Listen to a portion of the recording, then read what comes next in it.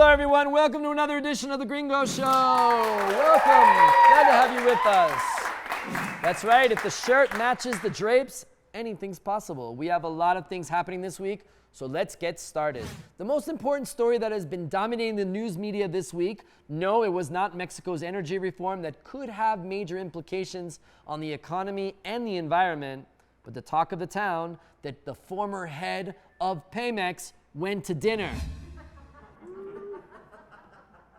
Can you believe that? Emilio Lozoya was extradited to Mexico from Spain last year amidst accusations that he helped launder millions of dollars to corrupt politicians and then made a deal with investigators to rat out the people he gave the money to. So he's allowed to go out for dinner, but he decided instead to eat at an exclusive Chinese restaurant. Wait, is that right? Exclusive Chinese restaurant? I didn't know the three of those things go together. Didn't know that existed Unan in the ultra-exclusive hills of Chapultepec neighborhood of the city. People were angry. Even AMLO was angry and got in on the controversy. Creo que es legal, pero es inmoral el que se den estas cosas. Es una imprudencia, para decirlo menos. Un acto de provocación.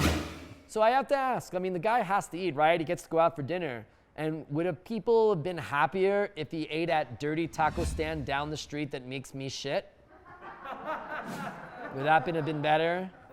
There was a lot of talk about the prefix bi, which means both sides, and to some, more fun.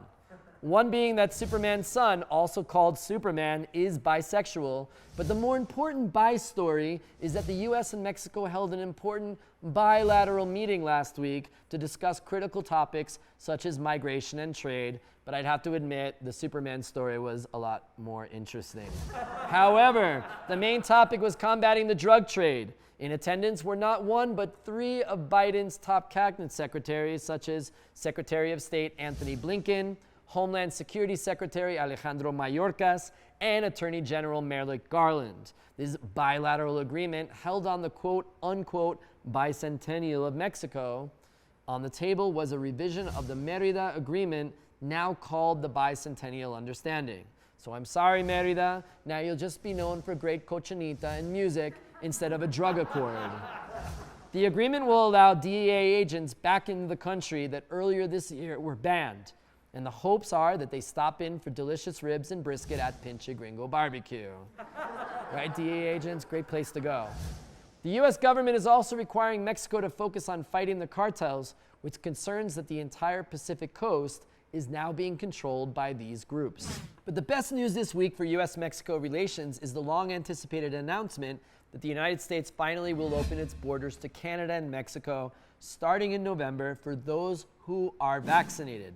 People danced in the streets in San Pedro in Monterrey, feeling free at last, to head to the McAllen Mall and buy 10 pair of socks for $2 and stop for a meal at Luby's. Anyone doesn't know Luby's? That's a good thing.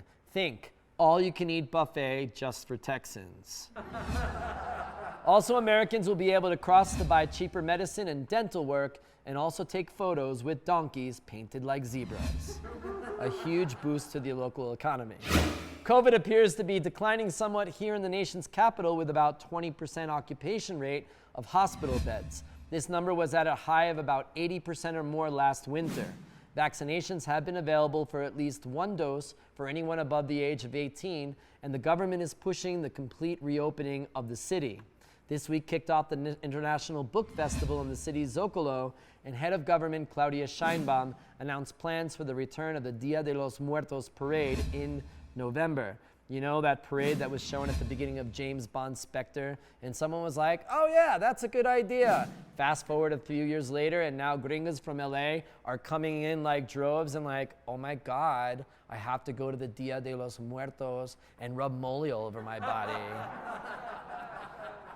Vive Latino, the city's celebration of Latin culture and music, announced its return in 2022 with a full lineup where people like me are like, oh, Los Blenders, I know them.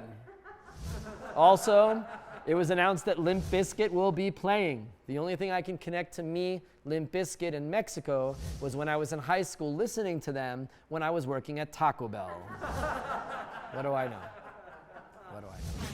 The CONCACAF World Cup qualifier tournament continued this week with the 8 teams in North and Central America, along with the Caribbean, vying for a place in next year's World Cup in Qatar. You know, the tournament where usually half the teams qualify, unlike in Europe and South America, where it's a true battle to the finish.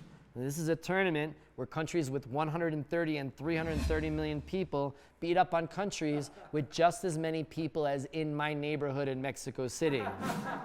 But don't worry, Mexico and the United States are still on top of the leaderboard. Canada, the frozen tundra, where scoring on ice is much more successful than on grass, has been one of those quadrennial losers. But this year, they're making a run for it. Julian Valois is out in Chilangoland with more. Last Thursday night, I realized the bucket list item in seeing Canada take on Mexico in Estadio Azteca.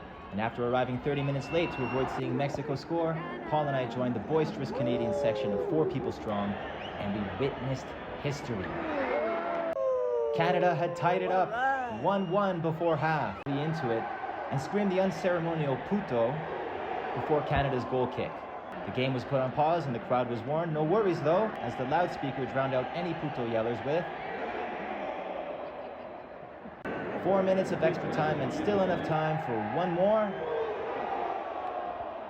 Canada comes out with a 1-1 draw on the road. And a great example of great Chilango ingenuity: when there's a problem, there's always a solution, risks and all. Last week, a resident decided to place his water tank, or tinaco, here. Residents were pretty concerned. That does it for this edition of The Gringo Show. If you enjoyed watching our show, please follow us on Facebook and YouTube. We will see you next week with yet another edition. Have a great night. Gringo, Mexico is laughing thanks to you.